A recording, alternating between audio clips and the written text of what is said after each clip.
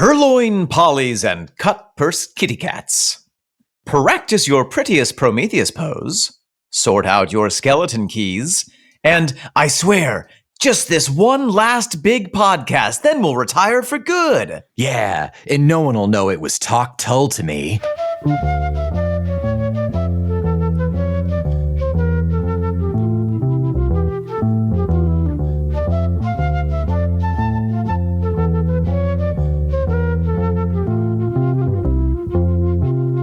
Welcome back, I am Omen Thomas Sade. And I am Nick Magill. Together we are that desperately wanted pair, the Feckless Momes. And this, my Bonnies and my Clydes, is Talk Tull to me.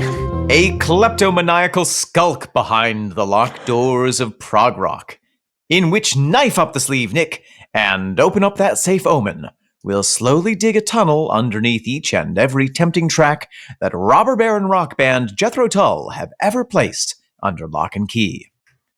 We will declare the fullness of Doan Perry's donation duffel bag, purloin a pile of David Pegg's pearls, and marauding by moonlight, make off with Ma'artin Alcock's money bags. Ma'artin Alcock. And as we lurk in fear of the vigilante virtuoso, the constable of the cadenza, the bluesy Bobby, we will hear a voice deep within our superstitious souls saying, "The weed of crime bears bitter fruit. Crime does not pay. Ian Anderson knows."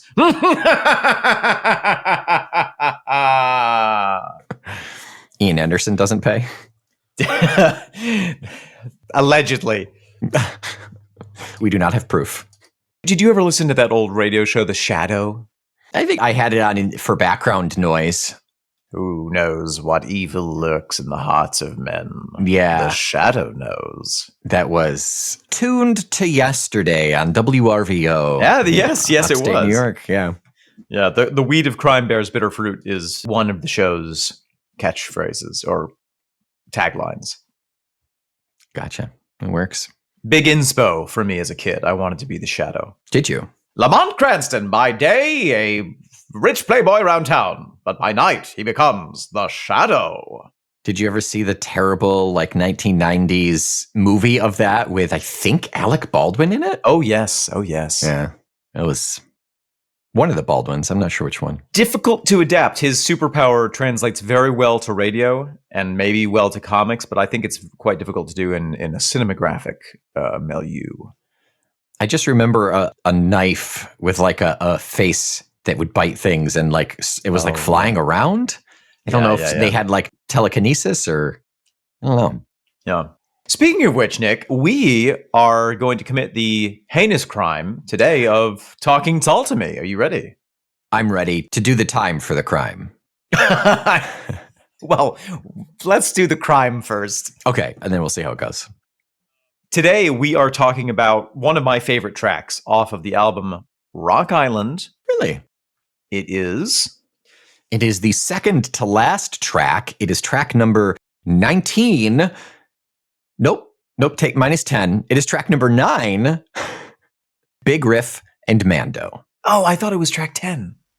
No, we've got Strange Avenues after that. Shucks-a-rooney. Okay, well, I'm very excited to talk about Big Riff and the Mando. Nick, shall we go ahead and take a listen? Let us do just that.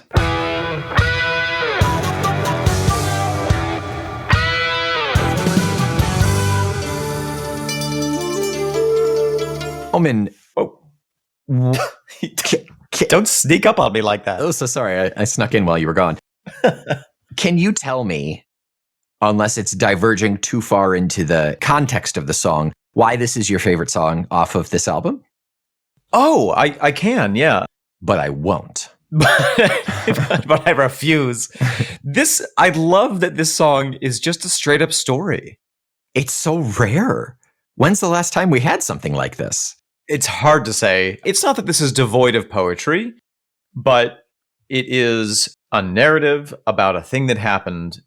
There are a clear set of characters. There's a clear arc. And it's a great frickin' story. It's a true story on top of that. And even if it weren't, it is so well told that it feels like a true story.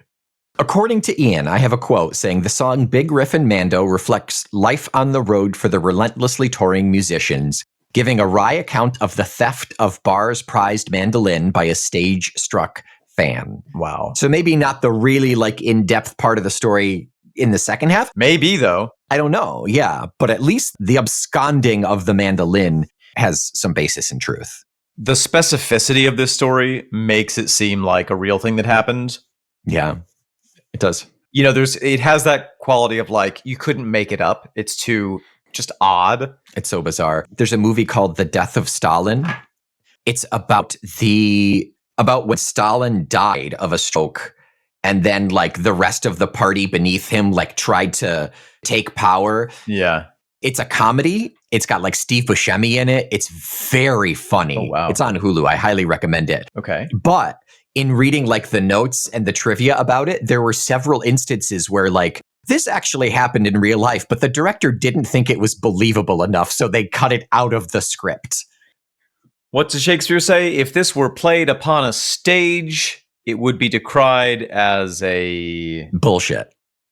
As a bullshit. As a bullshit. As a deplorable fiction. Yeah. Yeah. I also really love it musically. I love the contrast between the hard electric rock elements and the softer acoustic sounds. Mm-hmm. Just going from a strict musical perspective, it has a lot of fun variation. It's long enough where it allows you to really get into it.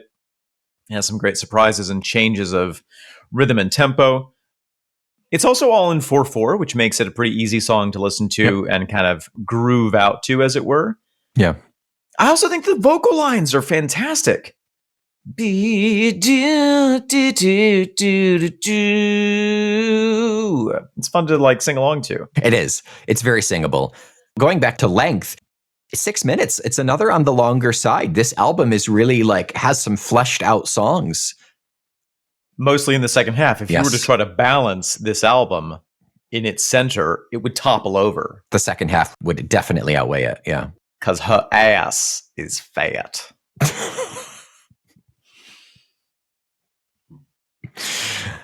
I can't. I don't have anything to respond to that. Nick, why don't we talk about the musical elements of this song? Yes. I mentioned it's in 4/4. We mentioned the kind of juxtaposition of the hard rock and the acoustic. What else do we have? This is kind of the Martin show, assuming that Martin is playing the mandolin here, which would be a crime if he's not.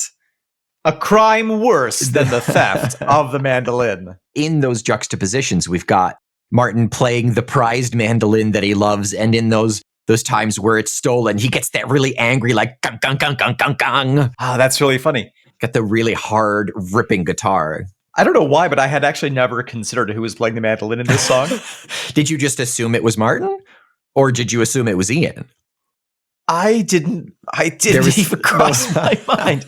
Because it could be Ian, it could be Martin, it could be David Pegg. Yeah, you're right. And Martin is not credited with playing mandolin on this album. Oh my God, you're right. So it may be David Pegg. Yeah, let's see. Peggy's got mandolin, Ian's got mandolin. Martin just has acoustic guitar and electric guitar. It's very funny. It also makes me wonder, in a live situation, obviously Martin is playing the electric guitar, so someone else has to play the mandolin. Sure, yeah. That could be, when they're touring this album, it could be Martin Alcock. Right, that's true. I could see this being a Peggy, though, I think. They've got a lot of choices. What's interesting, and maybe we'll talk a little bit more about this next week, but Ian has really assembled a group of multi-instrumentalists. Yeah. We'll talk more about Martin Alcock next week, but, when we start to think about this being played live, there's a lot of different instrumentation combinations you could make. If it ever was, should we check the old Tull song stats? It's been a long time. It's been a long time. Why don't we do that? Yeah, let me see. Big Riff and Mando. 47 times. 47 times. All in 1989. Not surprised. Okay, there you go. So it was toured along with this album and then not retoured after. Surprising to me. I mean, I guess it feels like it could be a good... Play Big Riff and Mando! Play Big Riff! I don't know. It feels oddly specific enough that it's like, would it be a good concert song? But musically, I think it would make a great concert song. But I agree, it is perhaps so specific that Ian didn't feel that it aged well. It's so hard to know. It's so hard to know. So you mentioned that this is the Martin show.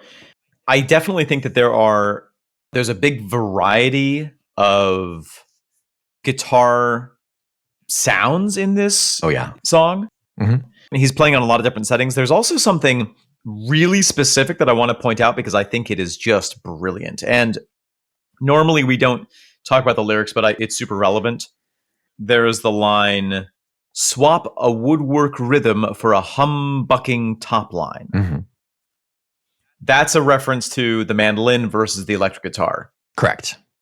And in the song, we have these wonderful instances where Martin will play the electric guitar and he'll do a hammer-on technique. So he'll play the note and then he'll go wow, wow, wow, wow, wow, wow, wow, wow. So he's, you're holding down the string here and then you're hammering on and off with your next finger. So it's going diddy-diddy-diddy-diddy-diddy. And it replicates in a way, or it translates the sound of the tremolo of the mandolin. And often they'll juxtapose. So you hear Martin go, and then you'll hear the mandolin go. And when Martin does that hammer on, it sounds so angry. And I think it's so funny. Because he wants the tremolo, and that's the only way he can do it, is with... Imagine. Oh my gosh. I think it's so funny. So we have that at a number of different times.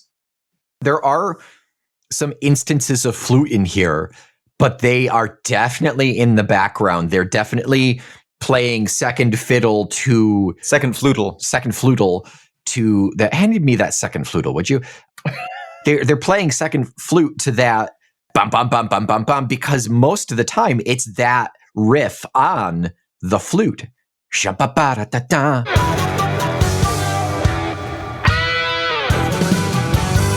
It's really accompaniment here. It's not taking that forefront. I think it adds to that sense of acousticness. Sure. Oh, yeah. It deepens the acoustic sound that we have coming in and out. Yeah. I don't actually have that much to say about this song musically. I think it's fantastic. Yeah. There is a section that I'm interested in. Around 2:30, we have our first instrumental breakdown. Mm-hmm. And there's some beautiful, subtle synth in the background. Mostly it's a repetition of the theme or variations on the theme, but then at a certain point within that breakdown, we get a little bit of a Celtic moment. Mm-hmm. And I had always set this song in Eastern Europe for some reason. No evidence to support that at all. But in my mind, I was always just like, it makes sense it's in Eastern Europe. But there's no evidence against it either. Right. There's really nothing geographically significant here. But that little Celtic moment made me think, could this have been during an Ireland leg of the tour? Ooh, yeah. Which lends a lot more feeling behind the line. I've got a proposition for those English boys.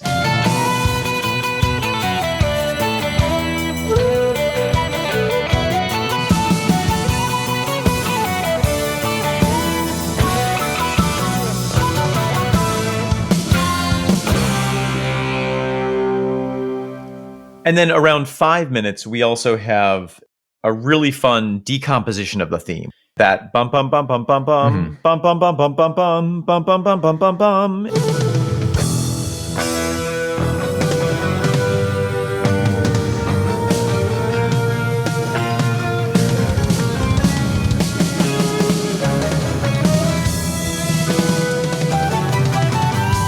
They take that pattern and they go up a half step a couple times. Yeah. Oh, and that wonderful drum sequence behind it. We have Don Perry doing a really lot of fun kind of solo-y, cadenza-y stuff, really riffing it out behind that build, and it's great.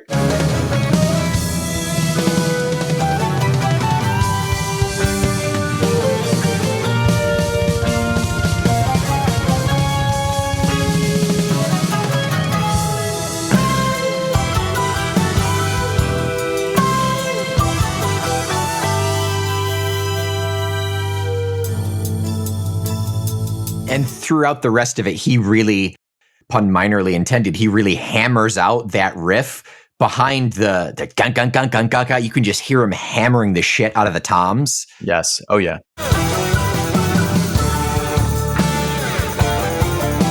The really heavy, hard parts in this song are really potent and really, really great. And it does work very well with the idea of the soft and the hard, those changes throughout the song, which honestly has been this whole album, has been really well orchestrated versions of hard and soft, angry and less angry, the hard knocks of life versus things that you enjoy or things that are pleasurable, all of it.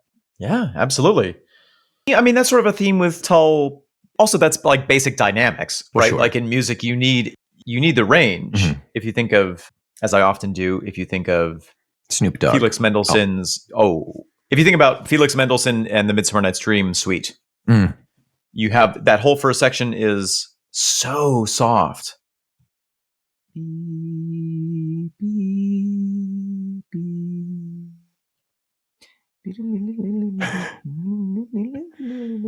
So that when it comes in with that heavier part, bum, bum, ba-da-bum, ba-da-bum, ba-dum, ba-bum, it blows you right back. And then it goes back.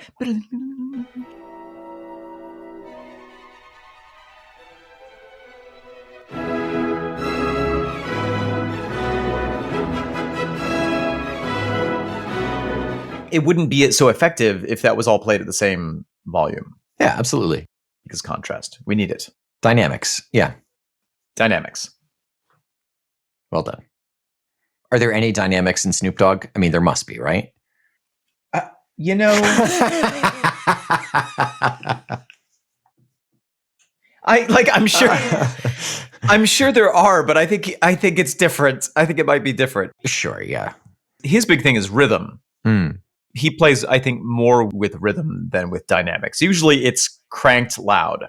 Right, but there can be a dynamic in rhythmic representation as well. Fast and slow, yes. Yeah. But in terms of the volume, as he says in his song, Big Subwoofer in the back, like, what up, blow the windows out the frame, it's a party when I pull up. Big subwoofer in the back, like, what's up, blow the windows out the frame, it's a party when I pull up.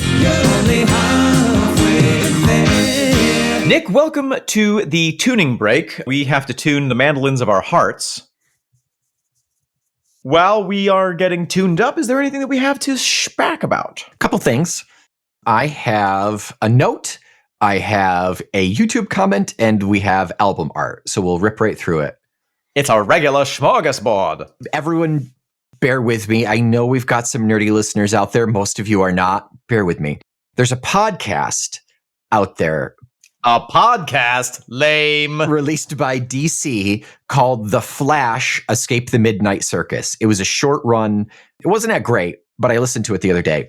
So Barry Allen, the Flash, goes into this alternate universe, and he's in this kind of like epic fighting dome, and he's got to fight these other people, but their fighting is like winning a poker game or doing a trivia contest or something. It's very wacky. It's very silly. Okay. One of the challenges is a musical challenge. Okay. So Captain Cold, Leonard Snart, is one of the people, and then the Pied Piper is the other person. The Pied Piper is playing his flute. And when he's done, Leonard Snart comes up and does a rap in which he references Jethro Tull because of the flute. Wow. Okay, I was really wondering what the relevance of this was. And what is the sick diss that he drops on the Pied Piper that references the Jethro Tull flute? He literally just says, like Jethro Tull. Here comes little Pied Piper thinking Jethro Tull. It is the second to last episode. It's called Cyclotron Dawn. If anyone is interested, it's the one that dropped on 7/24/23.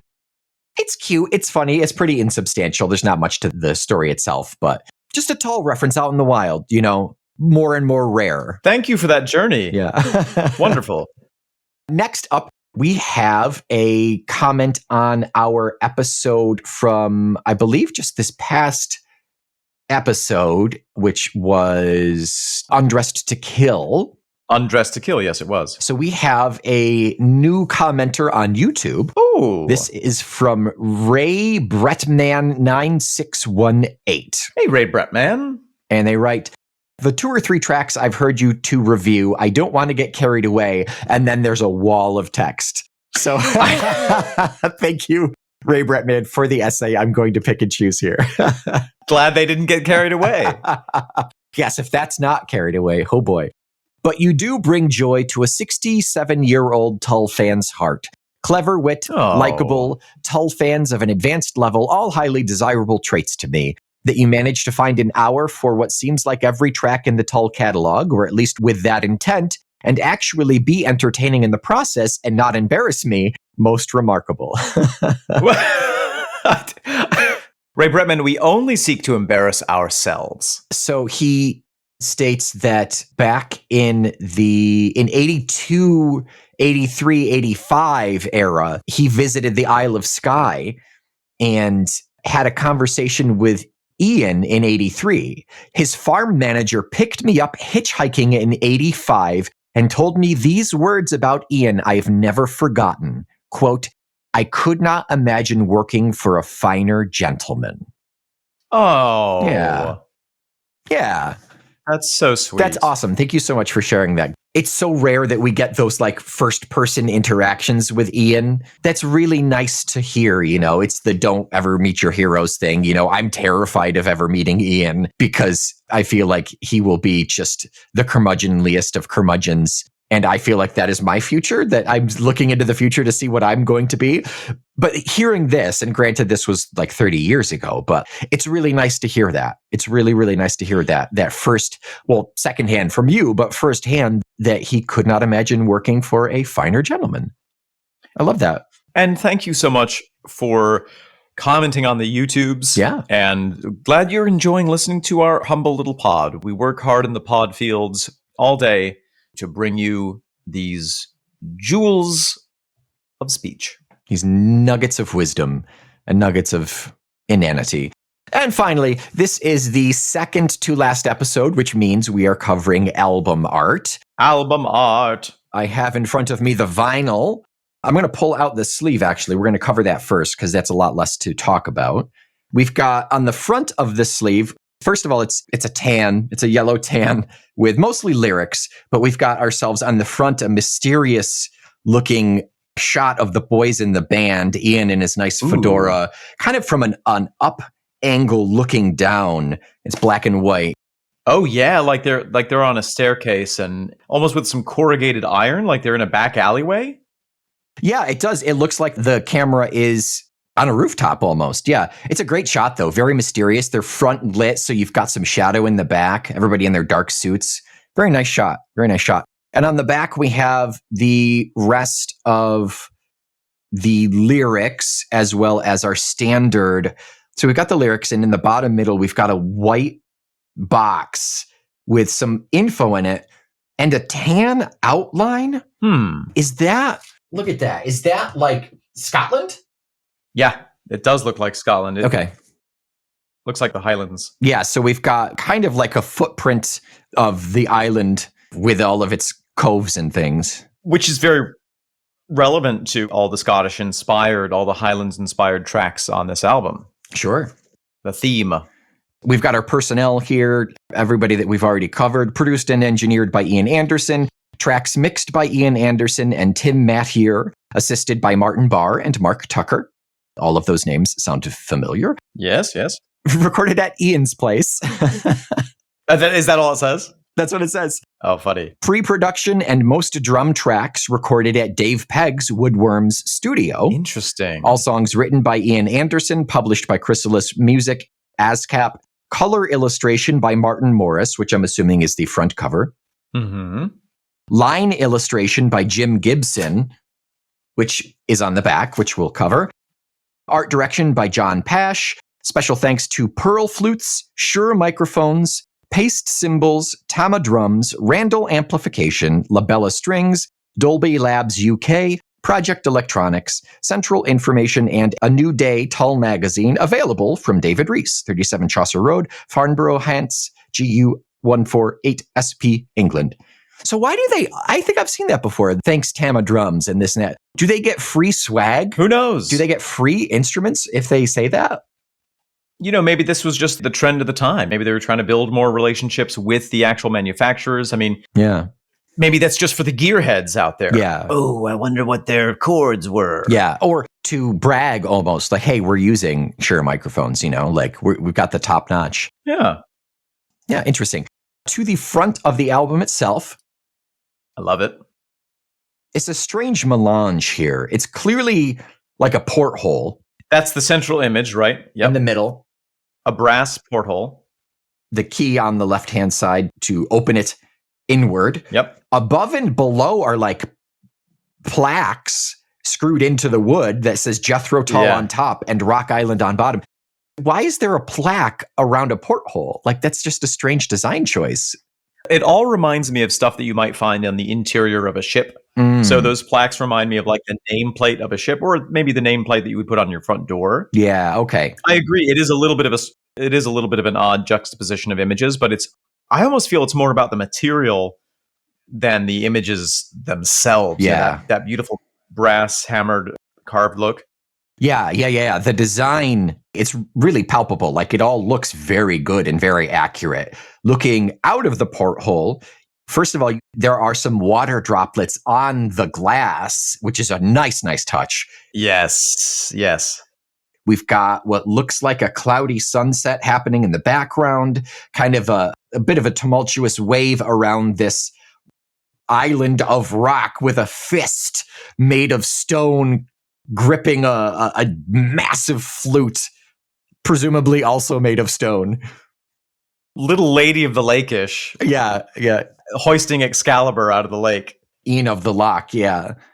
And then the last thing I want to know is the entire background is a wood grain, Yes. but you can see right there, The seam down the middle. Yep. going horizontally down the middle, left to right. It's not a seamless wood grain. It's like they've put two pieces of wood grain imagery together and just said, meh, we won't use the blur tool in Photoshop. We'll just make it work. No, but that's actually a reference to a woodworking technique. Oh, okay.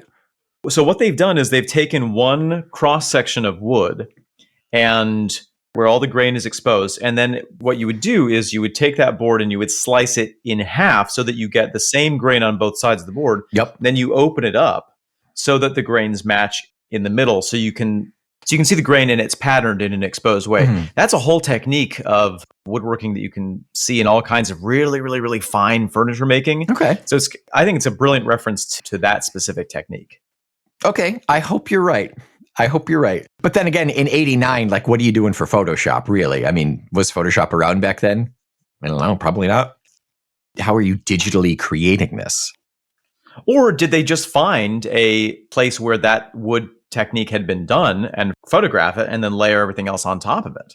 I mean, I guess it could be a photograph. I don't know. I have my doubts. And flipping around to the back, we've got that referenced line drawing in the back. So it is it's a very beautiful compass rose with a great fleur-de-lis at the very top. Ooh. And instead of the cardinal points, we've got Tull. And in the middle is that image of the fist in the Rock Island. Oh, that's amazing. Quick, navigate us L by LL. Do you mean L or L? Oh, no, we crashed. Yeah, that's lovely. I mean, if I had to get a Tull tattoo, that's not a bad one to get. It's actually, it's If really you had pretty. to get another Tull tattoo. Okay, fair enough. Well, that's the album art. I think it's a good looking album. It is a little bit of a simpler design in a way than some of the stuff that we've seen in the past, but it's going toward the more iconographic imagery that we see in the future. Yeah. And I love the juxtaposition of the different materials there, the brass and the wood grains. I think it's lovely. They are illustrated very well. I think it's so close to being borderline cheesy, I think. What you have to remember, it was almost 1990. Yeah, right, exactly. The cheese was strong. It's still significantly better than Rupee's Dance. How dare you? Ruby's Dance's album is wonderful. No, not the Album album. art. Ian with like a little animated cat down on the bottom. I love it. It's so cute. He's dancing with a kitty cat. It's of its time and it's delightful. Welcome back to the pod. We are going to talk about the lyrics of Big Riff and Mando. Let's do it. Let's do it.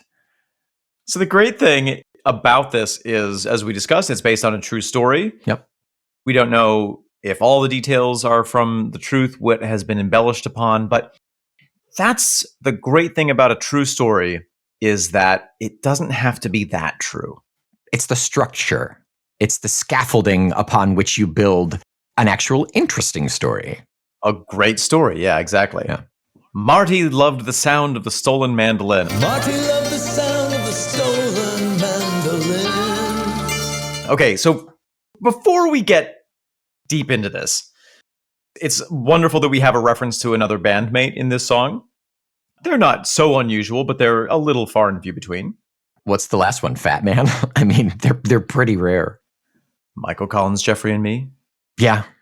Play it for me, Martin! Yeah, I was thinking that one, but I mean, that's not technically... Yeah, in the lyrics. That's fourth wall breaking, that's like, oh, we have other people in the band. It's not like hermetically sealed, but an actual reference. Right. However, Michael Collins, Jeffrey and Me, Jeffrey wasn't even in the band at that point.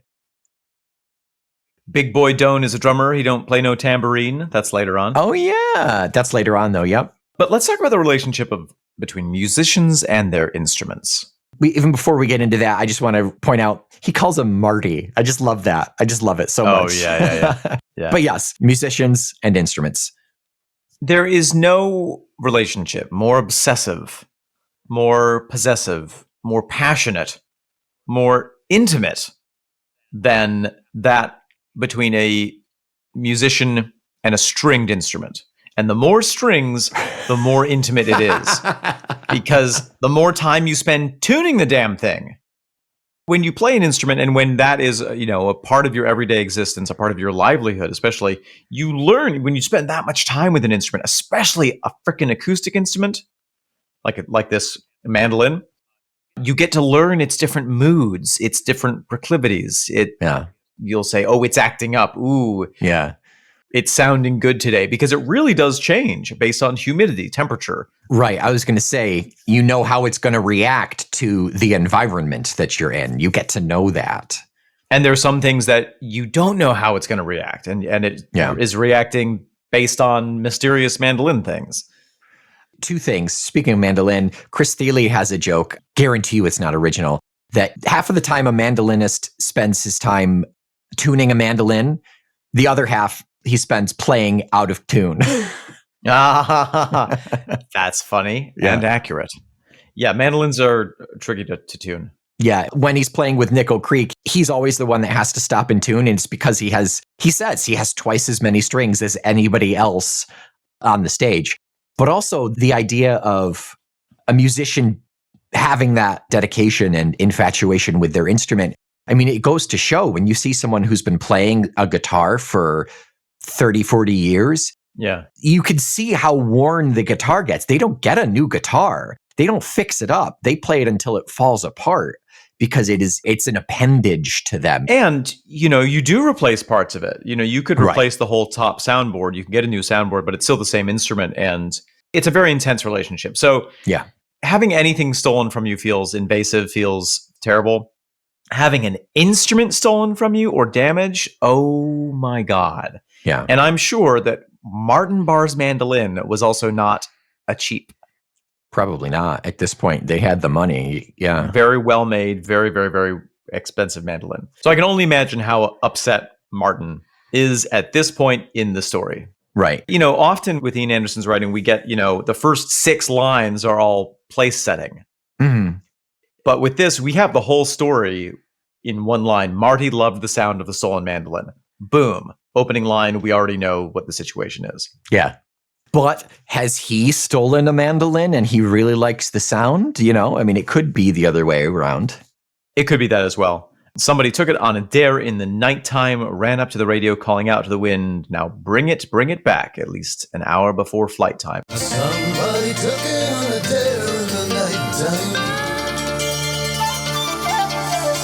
Ran up to the radio calling out to the wind.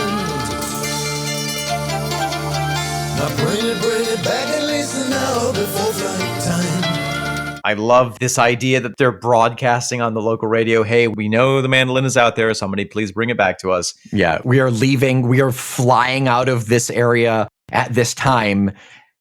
Please bring it back. Also, it makes so much sense. I'm sure they alerted the police, and there's reference to the police in this, but that is the most logical way to try to get it back. Hey, yeah, you got it. Okay, it's really important to us. Can you please just bring it back? Yeah. It was a souvenir, but it was a right arm missing. It was a souvenir, but it was a right arm missing. What a great line. I love it so much. That's another theme with artists as well. Something that to anyone else is just, oh yeah, this random thing. Oh yeah, it's just a mandolin. Yeah. Oh, it's Martin Barr's mandolin. I've got his mandolin. But to Martin, that's literally his right arm. Right. He knows it like the back of his hand. It is an extension of his being. It is an appendage. Yeah. Absolutely.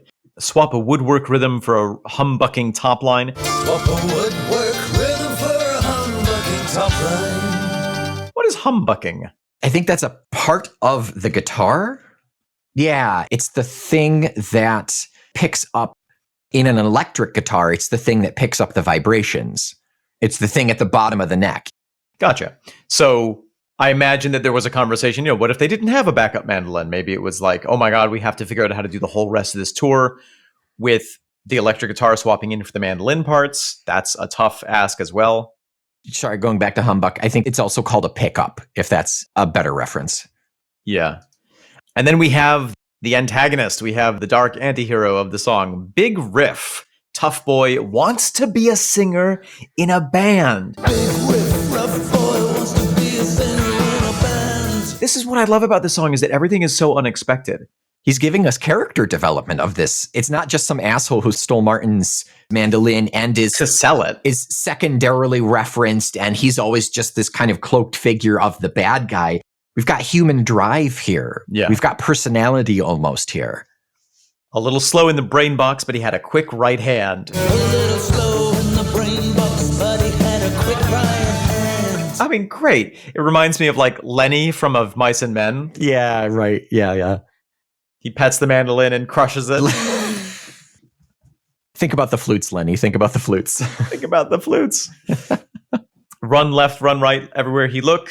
Nobody watching. No, but that was all he took last night. Run left, run right, everywhere he looked. Nobody watching, no, but that was all he took last night. So again, developing the story, like you said, not just, oh, somebody stole the mandolin because of theft, because of crime reasons. Somebody stole the mandolin because in their mind, they are also a musician. And this is their way of making a connection.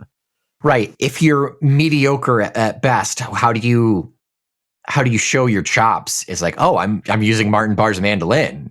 That's the draw. That goes back ages, like the idea of a relic. That's why people want to touch the relic of saints, so they can get transferred to them a portion of that holiness. I have St. Thomas's foreskin in a locket around my neck. That's where, yes, you do. That's true. Yes, you do. I have St. Francis's mandolin. Which you stole from him. Which I stole from him. Did not return an hour before the flight. He was pissed. I also love the phrase running on the power of a stolen mandolin. So we've talked about theft. Mm-hmm. And we've talked about my crimes, which are past the statute of limitations. But there is a little thrill that comes with any sort of theft. Oh, sure. The adrenaline, yeah. I can only imagine, what it would feel like to steal something of actual value, of actual import. That must be an incredible rush. And I'm not saying that justifies it at all. It's not just value in like monetary. It's not like he stole a diamond, He stole something that is connected to someone. He stole something of value that's spiritual and emotional. Imagine if you stole the football off of the Thanksgiving Day game stadium. Yes, I'm imagining that. What if you stole one cleat off of a running thickback? Well, I mean, that's probably actually fairly accurate, given that sports players, athletes are super specific and superstitious about everything for their game, you know? Yes. Oh, yes. If I have to wear a new pair of cleats for this game, how am I going to play? Yeah. I don't know. It is an unknown variable and will therefore affect me. Even if there's nothing physically different, nothing at all, psychologically, it will bork your mind. So this is the point in the song where it really starts to take an interesting turn. We've already had the setup of the object in question, the situation, and the antagonist. And now we have the point where it should turn into a boring story, but doesn't. Running on the power of a stolen mandolin, steal a little inspiration, steal a little muscle. Wake in the morning, was it really worth it? Running on the power of a stolen mandolin. Steal a little inspiration, steal a little muscle. Will you wake in the morning wondering, was it really worth it? I can imagine Ian being very calm-headed about this and saying, "Don't worry, Marty. No doubt the criminal will return the mandolin, and anyway, we have it insured." You know, so the idea that, probably they're going to bring it back, and worst case scenario, we lost it. We'll figure it out. Yeah. But then the line, "Come on, make a little deal. Yeah, make a little hustle." So make a little deal, yeah, make a little hustle. Is this why this guy stole it? Just to fence it? Just to sell it? But indeed not. So now we have where it gets really interesting. Ring in on the radio. Ringing on the radio. So they put out this radio call. Yep. Please call the station if you have the mandolin. Somebody calls in. Got a proposition for those English boys. I'll make the sing-song. You can make the background noise. 1, 2, 3, 4, 1 bar and in. Give you back the mando if you'll let this singer sing tonight. Got a proposition for those English boys. Well, I'll make the sing-song. You can make the background noise. 1, 2, 3, 4. 1 bar and in. Give you back the mando if you let the singer sing tonight. Wow. Yeah. What an insane thing to do. The huevos, the cojones on this guy. I mean, it's amazing. Yeah.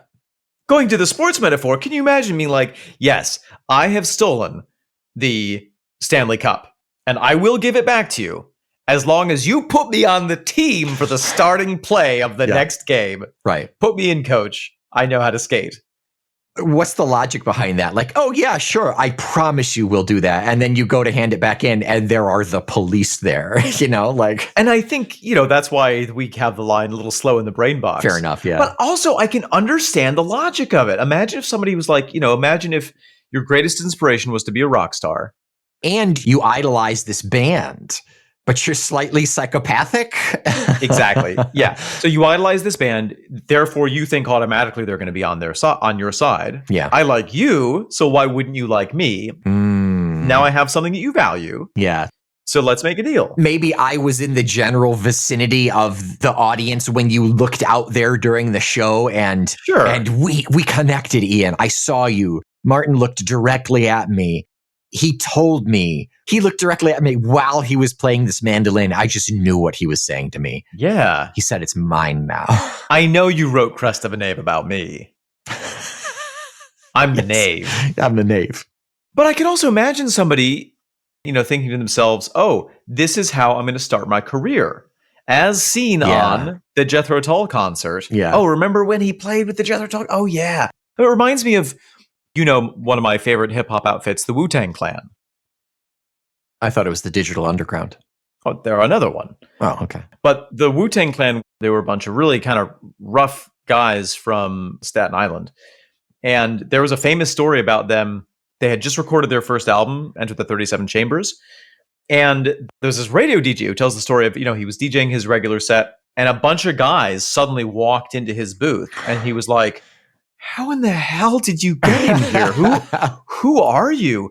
And they were like, yo, man, you're going to play this record right now. And he was like, first of all, we have security. How are you even in here? You want me to play what? They handed him a mixtape and they were like, if you know what's good for you, man, you're going to play this. And it was the 37 Chambers. So he was like, all right, you're going to beat me up if I don't. So here we have Wu-Tang Clan with 37 Chambers.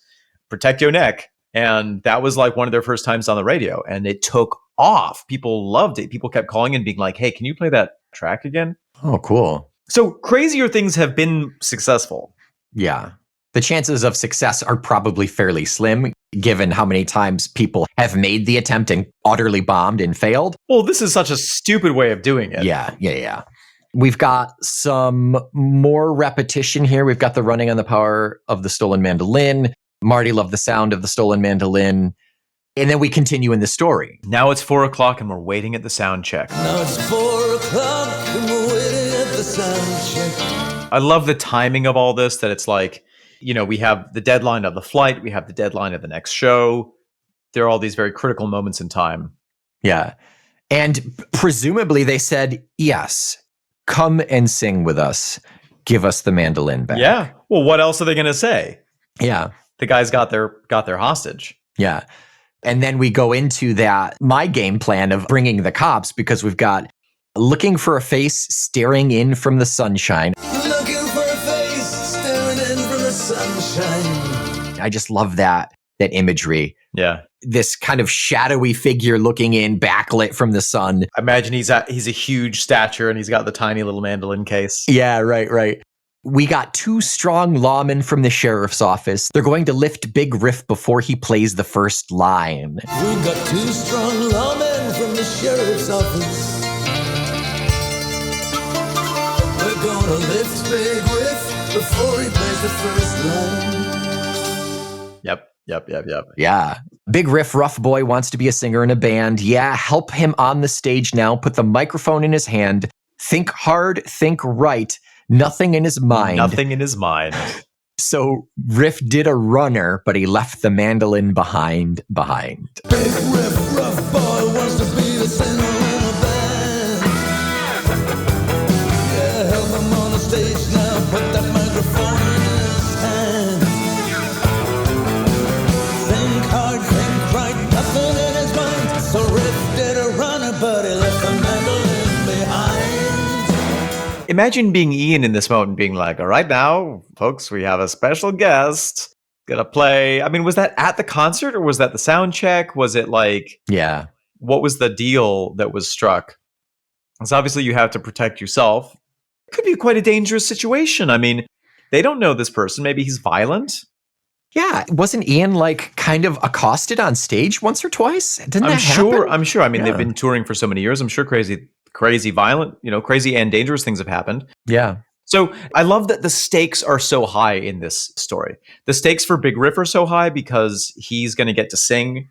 He's stolen this priceless object in order to get to sing with his favorite band. Mm-hmm. And the consequences, I mean, it is a bit Prometheus. He literally has stolen fire from the gods. Mm-hmm. He's stolen this fire object from the gods of rock. And he might get to give the fire to humanity, or he could be locked against a rock for ages while an eagle picks his liver out. Right. And ultimately, he can't follow through. He gets scared off. He drops the mandolin. He gets smart and realizes it's a setup. Oh, well, yeah. Yeah, obviously, yeah. So he did a runner, and but he left the mandolin behind. Happy situation for everybody. He didn't get put in jail. He's still out there in the world writing his crime ballads. His manifesto, who knows? Yeah. Oh, man. I wonder if he has an album. Maybe it was Gerald Bostock. The all villain. It's all coming together now. Part of the reason that I think this is Eastern Europe is because of the line, I'll make the sing-song. You can make the background noise. That does seem very anecdotal, very, very much a quote. Yeah, you're right. It also seems, if it were some places, if it was New York City, the police would be like, well, you're never going to get it back. Or we just shot a dude in the alley and we also shot the mandolin that he had. It's now covered in blood. There's different ways that this would happen in different places in the world. And I think that, the idea of, okay, we're going to put a message out on the radio. If somebody called back, they want to play with you. And that's going to be that's your best option. That's like, yeah, that's the bait. That feels like Eastern Europe for some reason. Don't know why. Nick, anything else to say about Big Riff and Mando? No, I got nothing. Have you ever had anything precious stolen from you besides your heart? Oh, what a good question. I don't think so. No, fortunately, I'm very lucky in that regard. My dad, when he worked in Syracuse in construction, he had his tools stolen out of the back of his truck Oh, golly. many times. Yeah, Yeah, that's tough. that sucked. I mean, people get shit stolen from them in college all the time. You know, people walk away with other people's phones and laptops and stuff. That never happened to me, fortunately. I mean, we didn't really have phones back then. We had just a shitty little flip phone. But yeah, and now I'm not anywhere. So there's nobody around to do anything like steal Sure. stuff from me. Yeah. You know, what about you? Have you ever been on the other end, you fiend? I've had some stuff stolen from me. Yeah, I think I've mentioned this, that my first 24 hours in Paris, I had my phone and wallet stolen from me That's right. Yeah. by Romani street girls. Yeah. Didn't they like try to sell you a newspaper or something and then they put the paper down over your stuff? Yeah, it was an amazing bit of sleight of hand. A couple years back, somebody broke into the cabin and stole a bunch of my dad's guns. Really? I didn't know that. Oh, yeah. Wow. And that felt terrible. You know, you feel so powerless. Yeah. You think like, oh, maybe there's some things that I can do. But you know that there's nothing. You know, it's gone. Yeah. You can try to tell the police, but like, Right. You know, in the case of the guns, he did. yeah, you certainly want to do it for that. And of course, nothing's come of it. Yeah. But it does feel, there's a sense of desperation that it causes and a sense of almost being displaced somehow. I don't know. Yeah. There's a violation there of like, what is safe now for me? There's a violin nation, Welcome to the Violin Nation. Here's your passport. the screechiest nation ever.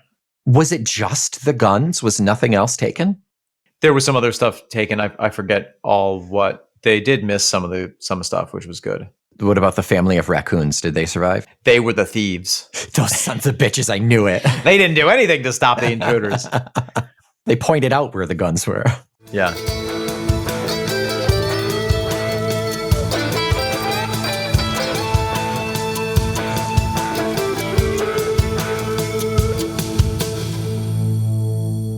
Omen, do you know what we're talking about next week? As a matter of fact, just because it's a special occasion, I do. Oh, we will be talking reviews about the album. We certainly will. We will also be telling you the strange tale of Martin Alcock.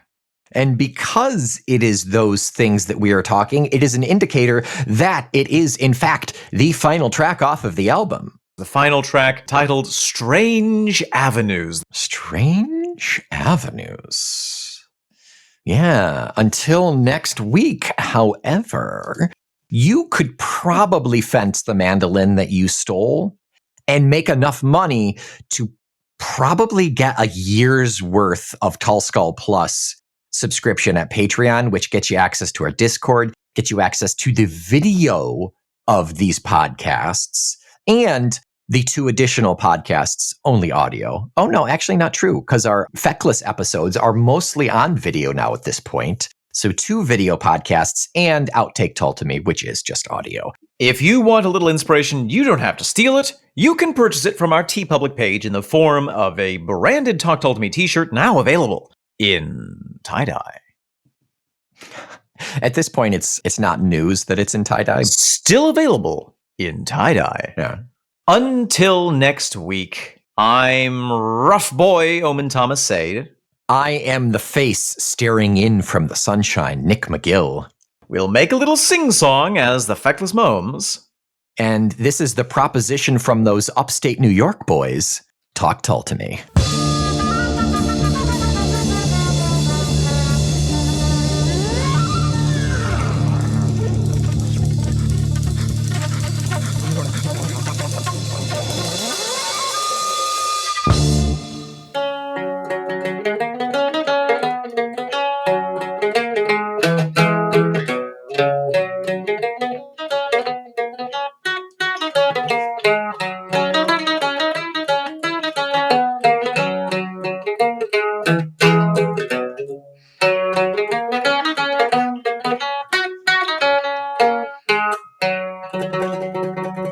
Talk Tull to Me is a proud member of the Feckless Momes Audio Network.